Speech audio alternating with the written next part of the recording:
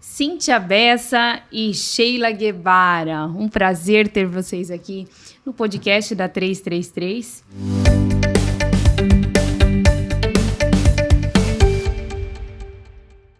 E Cíntia, vamos falar de ESG? Vamos Bora lá, né? Cíntia, sabemos da importância, né, do ESG nas empresas, né? Quais as ações sociais as Zoetis têm fomentado?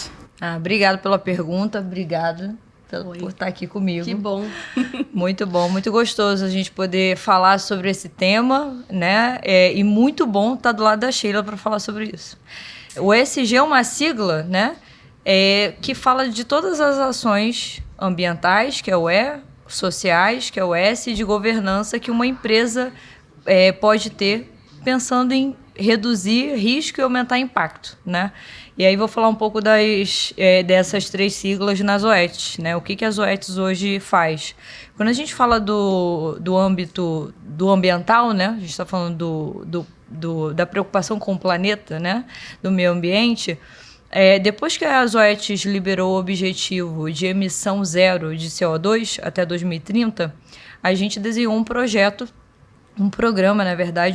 que chama Rota Sustentável. O que é esse programa? Então, a gente convida os colegas, os colaboradores, a usar etanol nos carros deles, né? A gente está falando aqui da força de vendas, a força de campo. A maior a quantidade de pessoas que tem hoje na Zoetis é a força de vendas, né? Então, o objetivo é convidar essas pessoas a usar etanol. Para vocês terem uma ideia, em 2021, a gente tinha uma emissão de CO2 de 112 toneladas. Só por causa dessa mobilização, né, 86% mais ou menos de toda a frota da força de vendas hoje usa etanol. A gente hoje tem 20 toneladas por mês de emissão de CO2. Então, é muito bom, né? A gente teve aí mais de 80% de redução de emissão de CO2. Isso é importante. Além disso, todos os pneus e óleos que são trocados da força de vendas têm a destinação correta. E isso é auditado, tá? Então, a gente tem como medir isso. Quando a gente fala do S, aí vou falar aqui de um programa que particularmente mexe muito comigo, é muito bonito, que é o Instituto Edmax. A gente é parceiro do Instituto Edmax. O que é esse instituto? Ele treina e doa cães-guias para pessoas cegas. Hoje a gente tem 214 milhões de pessoas no Brasil e a gente tem 7 milhões de pessoas com alguma deficiência visual. E a gente tem menos de 200 cães-guias. Para vocês verem o gap, né? Como falta o cão. E o cão, ele traz inclusão para essa pessoa cega. Essa pessoa, novamente, ela vira uma pessoa ativa economicamente, ela sai de casa, as pessoas vêm falar com ela por causa do cachorro. Então, o cão não é só os olhos da pessoa cega, ele é uma forma de inclusão, sim.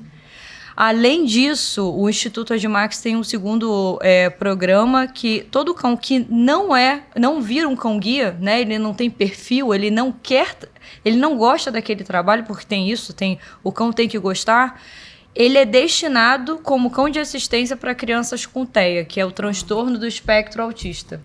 Que bacana. E o que isso gera? Gera inclusão também dessa criança, gera desenvolvimento. A gente ouvi um relato semana passada de uma criança com 10 anos de idade que recebeu um cão de assistência e a mãe ligou para o instituto e falou, olha, chorando, eu acabei de escutar a voz do meu filho pela primeira vez, porque ele tem transtorno do espectro autista, um nível alto, e ele é não verbal.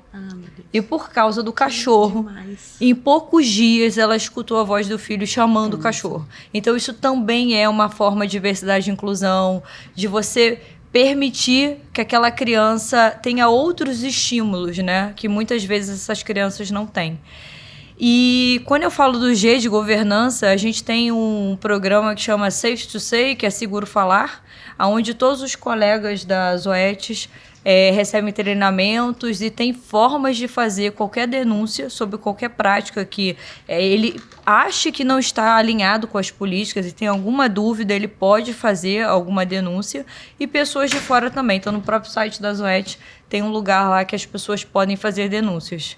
Então, essas são as boas práticas que que a Zoete faz dentro de casa. São práticas, como eu falei, para a gente mitigar riscos e para a gente ter algum impacto, né? Impacto ambiental, social e de governança também.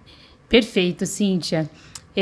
Sheila, agora pontuando algumas questões aqui da agroindústria, né? Quais as medidas estão sendo realizadas em prol da sustentabilidade para o setor da suinocultura? Muito bom. Obrigada pela oportunidade, muito gostoso estar aqui, gostoso falar de sustentabilidade, gostoso estar aqui com a Cíntia, que é parceira e acho que a gente já começa minha fala dizendo que a gente não constrói sustentabilidade sozinho, né? Não é uma pessoa, muito menos uma organização, muito menos, né, um local só num ponto, né? Sustentabilidade, ele é coletivo, ele é um pensamento de longo prazo. Então, pensar e trabalhar a sustentabilidade na suinocultura e trabalhar a sustentabilidade da seara é um pensar daqui 10, 15, 20, 30 anos, né? Como é que a atividade, ela se pereniza, né? O que é perenizar? Estar aí funcional, né, ao longo dos próximos anos. E por que a atividade não estaria? Porque hoje a gente tem uma série de pressões, né? Pressões sociais, ambientais, econômicas. Como que a atividade enfrenta tudo isso ou passa por tudo isso, né? Lidando, diminuindo impactos negativos e aumentando impacto positivo. Eu acho que essa é uma coisa que eu gosto bastante de contextualizar e trazer. Como é que isso se traduz em ações, né? Eu acho que isso é importante.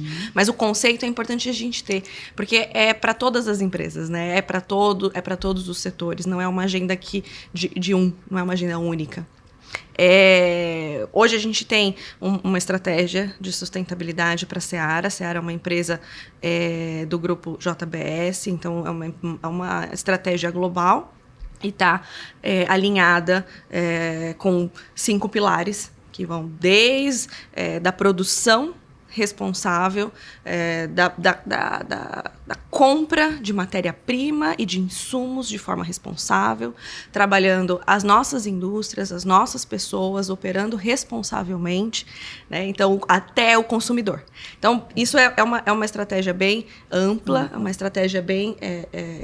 dá muito trabalho. Tem bastante...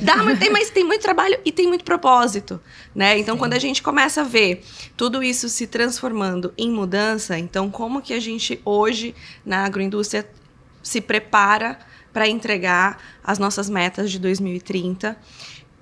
2030 está quase ali, né? Em vários eixos, os eixos do SG, né? Que a gente fala de meio ambiente, social e governança, que a Cíntia já deu uma aula aqui para gente, reduzindo, então, consumo de água, reduzindo emissões de gás de efeito estufa, escopo 1 e 2, aquilo que está dentro das nossas, está dentro do nosso controle, né? Aumento de representação de energia renovável. Hoje eu posso falar que a gente tem na Seara 60% de energia renovável nas nossas operações ali, escopo 1 e 2, é super legal, é bem representativo, mas a meta é 60% em 2030 e eu já tenho hoje, posso ficar de braço cruzado? Não.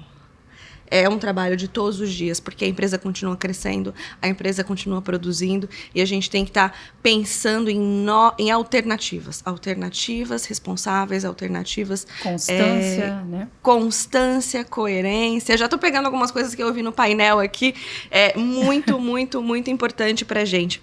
Bem-estar animal é um assunto extremamente importante para nós. Nós somos, né, nós temos muitas pessoas, nós temos muitos animais e nós temos muita interação com o meio ambiente. Então, toda essa conexão nos traz uma responsabilidade de uma só saúde, uma saúde única, né? O que a gente fala de One Health. Às vezes a gente quer traduzir do inglês para o português, vira essa confusão.